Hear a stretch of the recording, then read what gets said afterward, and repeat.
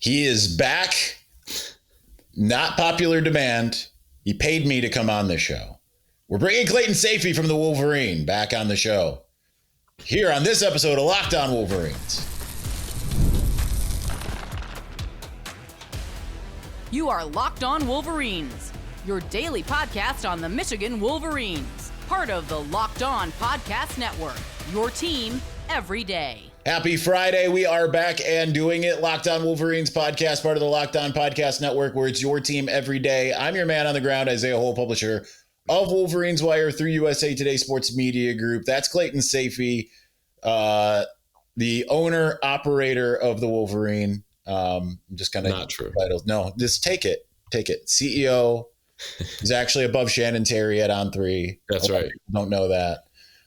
You probably shouldn't have agreed with that. I'm going to send that to Shannon. Thank you for all of you who make us your first listen. And thank you to all of our everydayers that check out the show every single day. We're going to go kind of freeform with this. We're not going to get too segmented, too scripted. We will have 3 segments still, but we're just going to kind of make it a conversation, make it fun, make it what it is. So first off, Clayton, are you in panic mode? I got to ask everyone that comes on, like, are you in panic mode? I know Michigan fans are melting down. Right. 7-2. Well, I mean, here's the thing, right? You only won by 43 and, you hit 19 threes. And are we talking about basketball or football? Yeah. I'm talking about basketball. Like they were on pace to win 138 to like 60, and they didn't do that. Right. They were only up 46 was their largest lead, but am I in panic mode? No. If the schedule were tougher, maybe. Like then they wouldn't be 7-2 right now. I think you have an opportunity to beat Northwestern and Maryland, and then the Ohio State game is kind of a one-game season. Like, I think we've all come to learn that, and you can't really count Michigan out, no matter how big of an underdog they'll be, and they're not going to be anywhere near as big of an underdog as they were last year. So, no, but am I in the mode of pretty concerned about whether or not they're going to make the playoff? Yeah, because I think they'll probably end up losing to Ohio State. I know that it sucks to have that take, but it's just how I feel at this point. Although, you could say, well, I didn't think they beat them in 21, 22 without Blake Corum, and then definitely last year. So, no, I think the offense has been disappointing because I just thought at some point it would click and have that big game. And it hasn't. Only one time you've gone over 30 points against a Power 5 team or Power 4 team this year, and that was Michigan State, and that was 31. And there were big complaints about the offense and the passing game in that game. So, no, I think the defense probably should get more credit for what it's done outside the USC game. The offense, we're just kind of waiting for them to break out, and maybe it'll come. Their breakout game last year was the Northwestern game, so we'll see. It's kind of funny because the panic started setting in for a lot of people after USC. Mm-hmm. And the problem with the USC game was the defense. It wasn't the offense. The offense could have put up more points, yes, but they drove the field. They were chasing points kind of the whole game. But the problem there was the defense, and then the defense kind of shored itself up. It wasn't a complete game against Washington, but at the same time, because again, the same issue that we talk about year after year after year after year at this point, every year except for maybe 2023 and I guess 2022 as well, is Michigan's inability to finish drives. I think the difference this year is they're not finishing with field goals. They're just not finishing whatsoever. They'll get down to the 40 and punt or 30 and miss a field goal or whatever. Take a sack that's a big difference compared. But the yardage outside of last week, even last week it was there. Maybe not as much as you wanted against Purdue. 398, yeah. Yeah, and it would have been over 400 if it wasn't for the victory formation. So, it was there, but the points aren't. So, what do you think needs to happen between now and Ohio State? And, those 2 games are important, and I don't think we should be overlooking them. Well, I think the defense has to continue to play like a top 15 type of unit, which they have outside of the USC game. And really, for the season, they're right there, top 15, top 20 in most categories.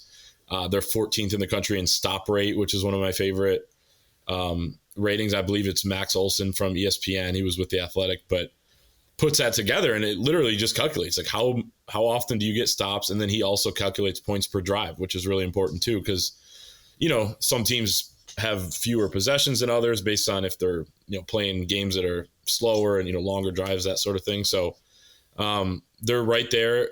They probably have to play more like a top 5 to 7 unit if they're going to beat Ohio State. But if you're top 15, you're capable of kind of elevating your game. It may be a 1-game scenario. I think the offense, the pressure has been too much on Bryce Underwood. I mean, it's been 50% or more in the last 2 games, 52.4%, I think, last game. And either that or the Michigan State game. Then the other one was 50%. And you can't have that when you have a freshman quarterback who doesn't have a great receiving core around him. And really the only thing on your offense that is that good is the running backs, and they're great. So it's at least they've been able to lean on that. But I think it starts there. And I think I don't think Bryce Underwood was just going to be what he was the last 2 games for the rest of the year. He has had some struggles throughout the season, and then he came back and has played some really good games. The Washington game, I thought, was his best game of the season. That was 3 weeks ago. Like, he can replicate that at some point, but it just feels like things have gotten a little messy the last couple of weeks with his footwork and missing receivers and things like that. But a lot of that stems from the protection. So get the protection right. Man, how many are they going to need to score to beat Ohio State? I mean, I think at least 12. At least 12. I mean, or technically at least 10. Right. Well, can the defense hold them to 21 and somehow you game plan and you get yourself to 24 or something like that? Maybe that's the formula. Can this offense get there against a defense that elite? Because that defense is really good. But in the short term, I mean, these are 2 big games and a big bye week and the next week going into the Northwestern game to shore a lot of that stuff up. I will say that, as much fawning as there is over Ohio State, and, that there's certainly been fawning. I mean, I went and got my haircut today. I was listening to Sirius XM, and both times, like, getting there and getting out, out of the haircut and all of that stuff, there's all this talk of, that there's one clear cut best team in the country. And wouldn't you know it is Baylor. But behind them is Ohio State. I actually don't even know how Baylor's doing this year. I have no idea. They could actually be really good, and I'm just crapping all over them. But they talk about Ohio State, but I will say that one name that I'd say 75% of it was like they told me I don't really think they're that great. Like that I don't know if that counts for something, because that could also mean that, Michigan's underestimating him, but it's a pretty prominent person. So anyway, let's continue in the Michigan program you're talking about. Yeah. In the Michigan program. So we'll continue the conversation. Let's do that here in just a moment. But before we do, it's almost the weekend. Time to look back and crown this week's MVP on Who Delivered, powered by DoorDash. Just like you can win every Saturday with DoorDash Streaks, saving more every time you order. These players delivered when it mattered most. Let's break it down. For Michigan, Jordan Marshall delivered in a big way. There wasn't just one play, but just multiple times that he hit the hole aggressively. I'm not talking about me. I'm fine. But at the same time, his vision's becoming better. He's got a contact courage that Justice Haynes doesn't even seem to have, which is saying something, and makes you feel a little bit more confident going down the stretch, having a guy like Jordan Marshall. So when the pressure was on, Marshall came through, no hesitation, no delay. And if you've been watching week after week, you know that this performance wasn't a fluke. Jordan Marshall is on a streak. And just like Jordan Marshall delivered for Michigan, DoorDash delivers your Saturdays with DoorDash Streaks. You save every Saturday that you order. Stack it up all season, and you could save up to $250 and including $100 in DoorDash credits. Order this Saturday. Keep the streak alive. Fuel your game day only with DoorDash. Terms apply. Promo period through November 18th.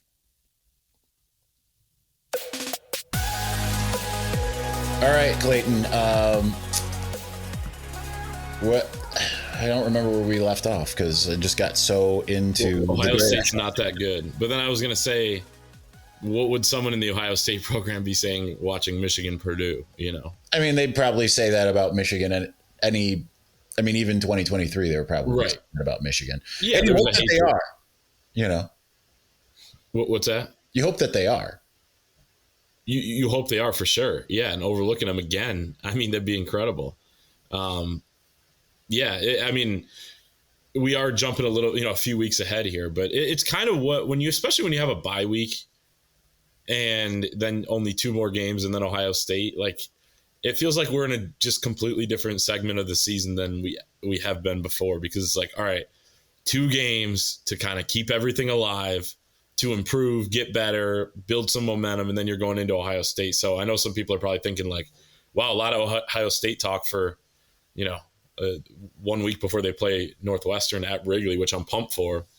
But it just feels like that's what everything's building towards now that we have this little break and then 2 games and then Ohio State.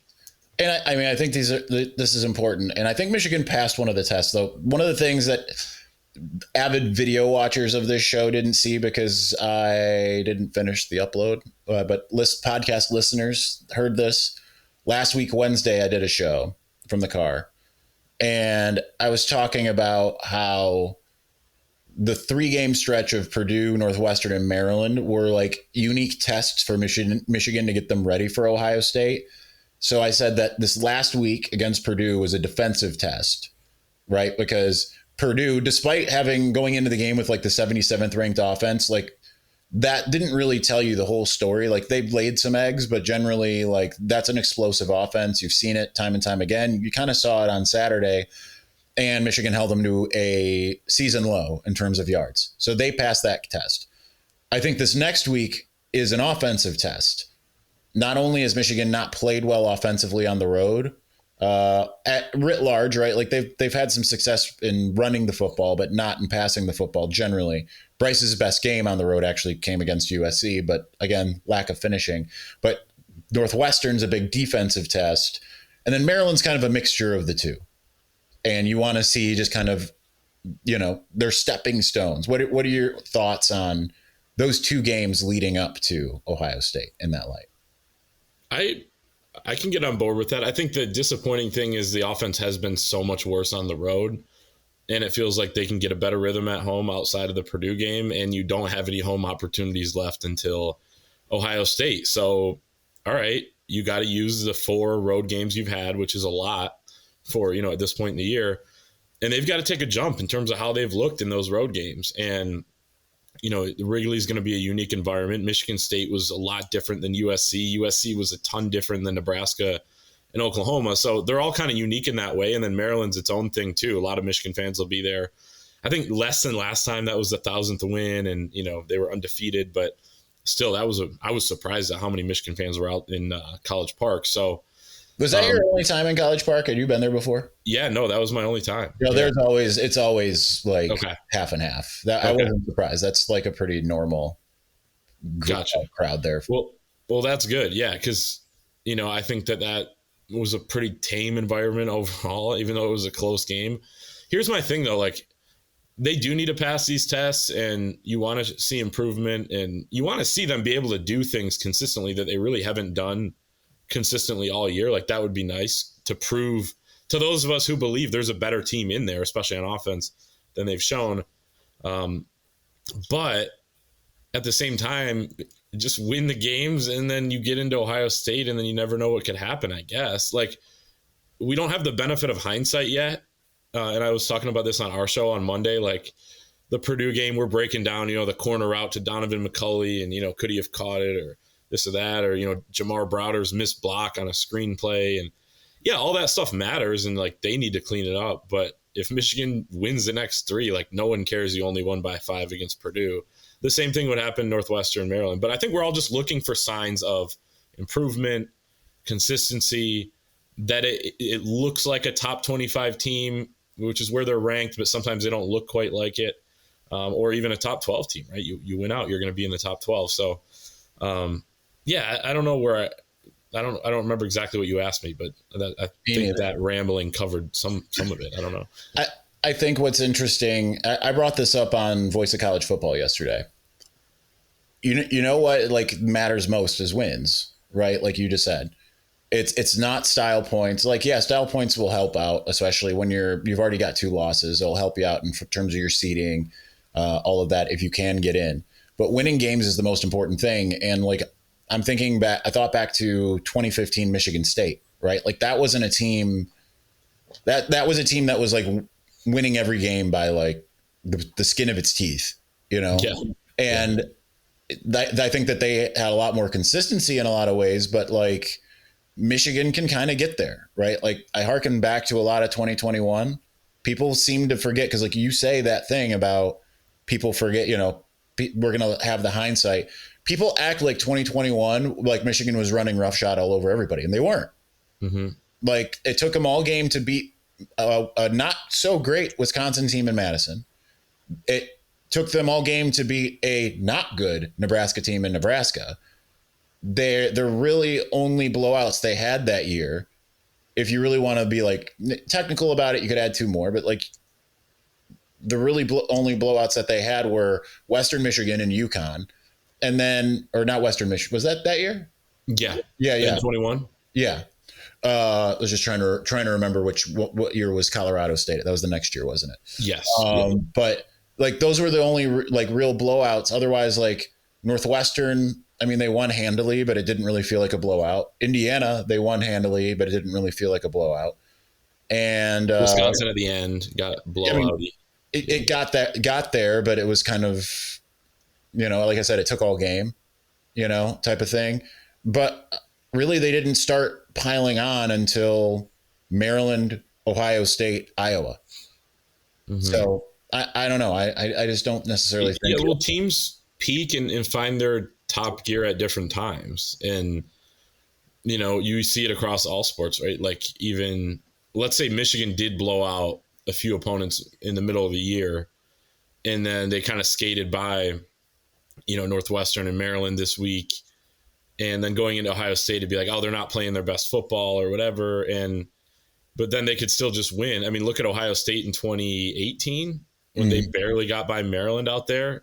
And people are like, oh, okay, they're done. Like Michigan's going to beat them. Michigan was favored in Columbus, and then Ohio State kills Michigan. And, you know, so it's like every week is just completely different, even if we see it as like a trend or they're playing this way or playing that way. Like every week is different.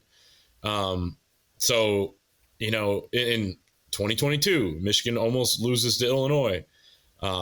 You know, 2021, like you said, they blew out Maryland, and that's kind of where, if you said like you need momentum going to Ohio State, you would point to that. But there are plenty of examples of it going the other way. 2023, they almost lose to Maryland, and then they beat Ohio State at home. So, and then last year you had the momentum factor, I guess, too. So it kind of goes either every other or, you know, 50%. So it's kind of, I mean, the Ohio State game's a 1-game season. But at the same time, these are important tests. So really, like you said, like they just need to win these 2 games. It's not a gimme that they're going to win them. So I don't want people to think I'm talking about it as if they're guarantees, because I think Northwestern's tough. I think Maryland is a frisky team, and they always have enough individual talent to make a few plays on you and make the game uncomfortable. So it's an interesting, you know, end of the regular season for Michigan. All right, we're going to move on, but you heard it here first. Clayton Sayfie guarantees the last 3 wins coming for Michigan in the final stretch of the 2025 season.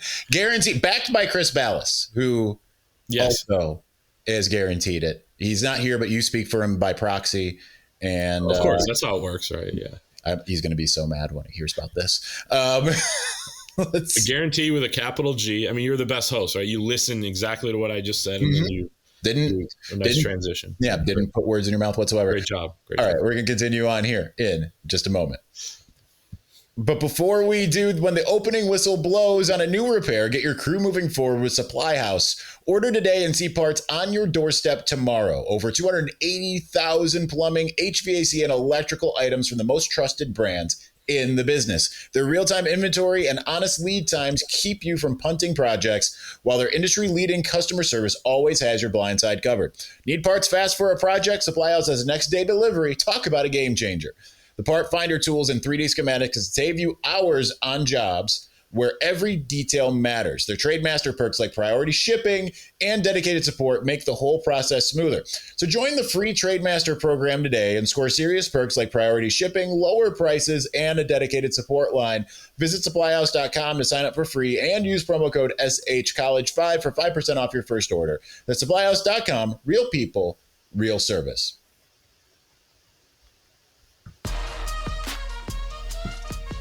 All right, Clayton. Where do we go from here? Well, I have a question for you. Yeah. Can I turn the tables? You can.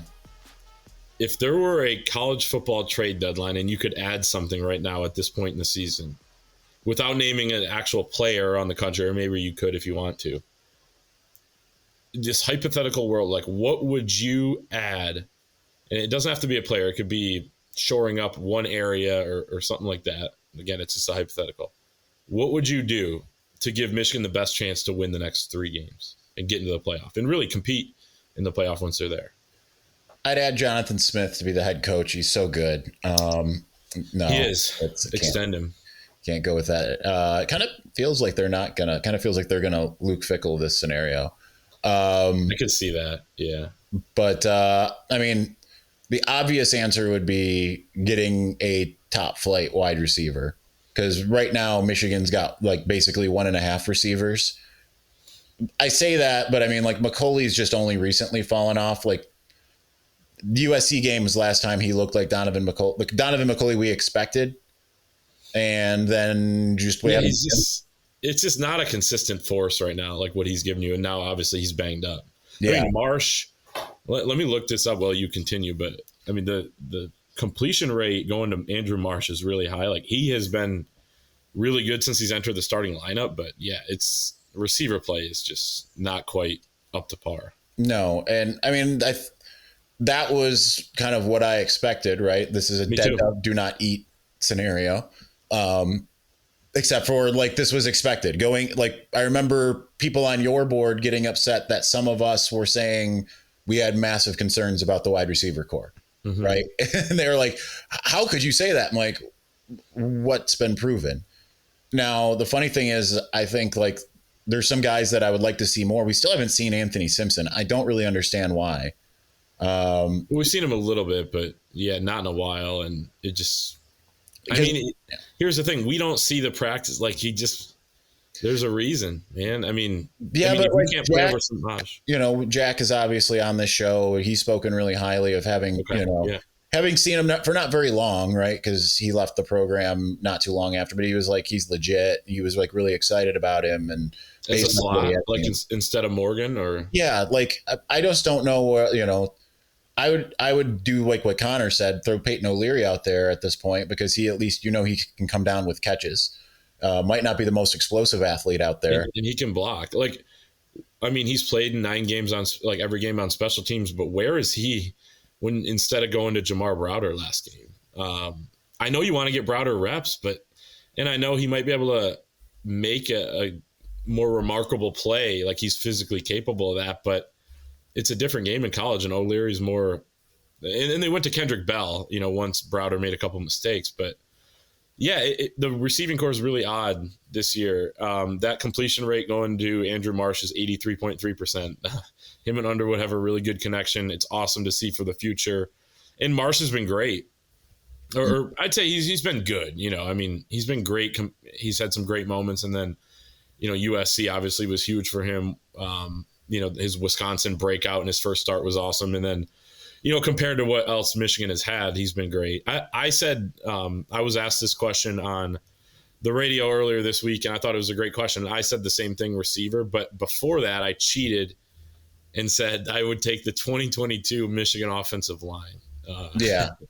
If you could do a whole unit, because I just think that Bryce Underwood, if he had that line in front of him, and it's a hypothetical. We're just talking about how this could play out. But like, at this point in the year, he would not look as uncomfortable as he does at times out there. And I get that this line is young and has a lot of potential going forward. I love the 3 redshirt freshmen that are in there playing big snaps, but it just feels like the pass protection is not good enough. I guess we already talked about it a little bit, but I would cheat and say that. What else is there? I mean, maybe I don't really think, though, like, It's interesting. It seems like it's mostly young mistakes that are happening, because it's not like, I think the good news for the pass protection, it's especially going forward, is it's not like one guy that's like, oh man, this guy's a liability. Like last year it was Evan Link, and Gio, it was, both of them had issues. Right now it's just like random missed assignments by any given player, and it's generally not Gio, which is good for him, right? But they're not random when they happen that often, though. And I think I mean random players. That's what I mean. I don't mean. I see what you're saying. But when it's kind of just happening and everybody's slipping up a couple times a game, and then also the running backs haven't been that good in protection either, it just feels like something that, I mean, obviously it can improve. I just don't know that it will, and I think it's stunting his growth. But I mean, at the same time, there are plenty worse offensive lines he could be playing behind. So I'm just thinking, like, in terms of like 2017, for instance, it was, Nolan Ulizio was by far the weakest link and was exploited time and time again. And not everyone was that great there either, but like that was where like the line was terrible. My point kind of more is, yeah, they're getting got a bit. And, Connor had talked about how Purdue was often sending 6. And to combat that, I mean, you probably can't have Jasper Parker in there, to be honest. But, like, I think it's a different thing when it's like, okay, like you have intermittent screw ups by a litany of guys compared to like a couple weak links. And I think their run blocking has been phenomenal. It has been. Those 3. It's gotten better than it even was before with the guys who were supposed to be playing. I don't have any complaints about the run game at all. And I think this is the time of year to double down on your strengths, fix your weaknesses, or at least, work to improve them. But man, your strength is running the ball right now and playing to your defense. And if it means you have to win ugly, then yeah, we'll complain all week, or, the public will, but at least you're winning. Like it's time to formulate ways to win. And that's what Michigan did at the end of last season with no offense. The Alabama game, of course, it helped that you had those turnovers and it was a weird first quarter. When the first quarter ended, I was like, what the hell did we just watch? But, and you were down on the field. So you probably were like, I was in the press box dry. And I was like, I actually wish I was just soaking wet at that point, because we couldn't fully appreciate behind the glass, like what was going on out there. But I mean, they found a way to hang on with Orgy at quarterback. And the only thing he did was hand the ball off and throw a pick. And then in the Ohio State game, you were able to possess the ball, lean on Mullings, right? Get first downs by like the nose of the football barely, and hang on to the ball and march down. And even if it didn't end in points, it still had some sort of value. Like, it's that time of year. The offense is not as anemic or terrible as it was last year. So you have more strengths, and the running game is even better than it was last year. But it's time to figure out what works, scrap whatever you can't improve right now and go with what you got, and then just have the game plan of your life in the biggest game.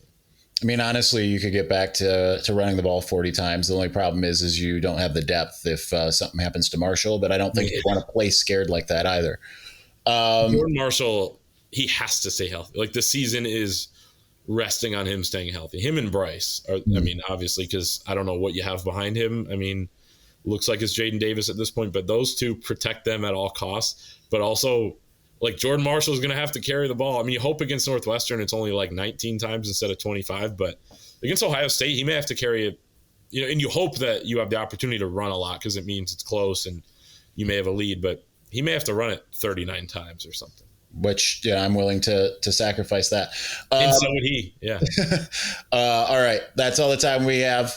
We'll be back Monday as we get back into game week, so thank you to Clayton for joining. You can catch him over at thewolverine.com. I am a subscriber over there, and I'm not the owner. And he owns On3. He hasn't owned the Wolverine. Chris Ballas's nephew Neff does, but Clayton does own On3, just so you know. All right. We'll talk to you again soon. Thanks for watching. Thanks for listening. Peace.